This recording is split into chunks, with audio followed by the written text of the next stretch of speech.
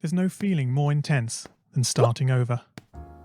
If you've broken your Scratch project moments after you've shared it, as I have, or you spent hours working on a project only to notice too late that one of your sprites has unexplainably gone missing. If you've made use of that difficult to name thing of thing block within the sensing category, amazingly useful but capable due to a Scratch bug of leaving you crying as it dumps all your scripts in one big unordered heap.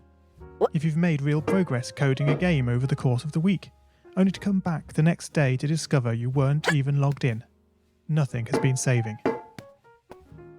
Starting over is harder than starting up. If you're not ready for that, like if you've already had a bad day at school, then what you're about to go through may be too much. Feel free to go away and come back. I'll be here. Alright, thanks for coming with me on this trip. I'll understand if you need to take a break at any point. Just find a safe place to stop and remember to pause the game by pressing P. On Scratch you can find loads of remixed or reimagined recreations of existing games. And with good reason. George Bernard Shaw said, "Imitation is not just the sincerest form of flattery, it's the sincerest form of learning." This game is a recreation of a game that came out in 2017, titled Getting Over It with Bennett Foddy. That game in turn was a homage to a free game that came out in 2002. Both games involved dragging yourself, using a hammer, up a mountain assembled from assets and objects sourced from many other games. It seems appropriate then that, when trying to recreate Getting Over It in Scratch, that we should construct our mountain from the same assets used in literally millions of Scratch projects, the unmistakable contents of the Scratch costume library.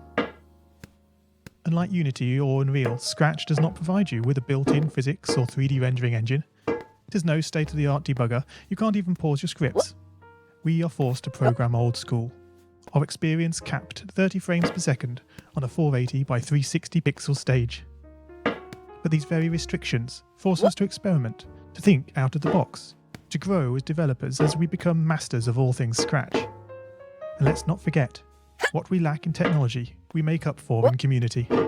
This fantastic bunch of budding software engineers, building, learning, creating, playing, remixing, as diverse a group of people as the very Scratch assets we now so skillfully attempt to ascend.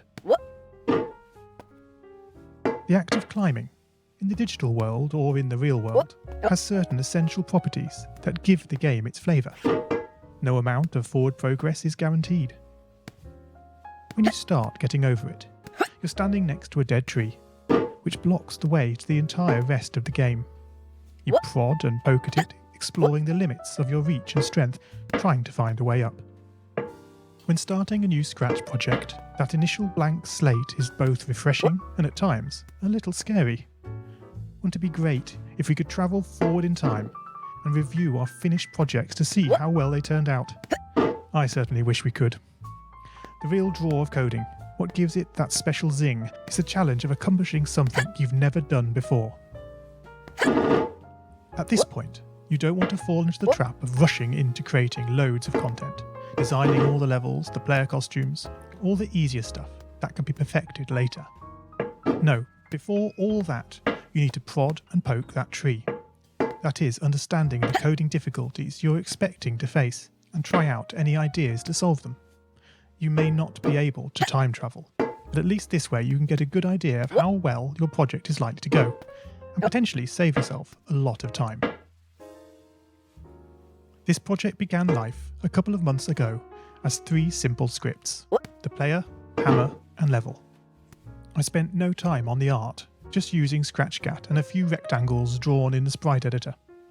The scripts for the player quickly mocked up in a similar fashion to those I teach on my YouTube channel. With the hammer I had to improvise, because I'd never done anything quite like that before, and boy did I prod and poke at those scripts.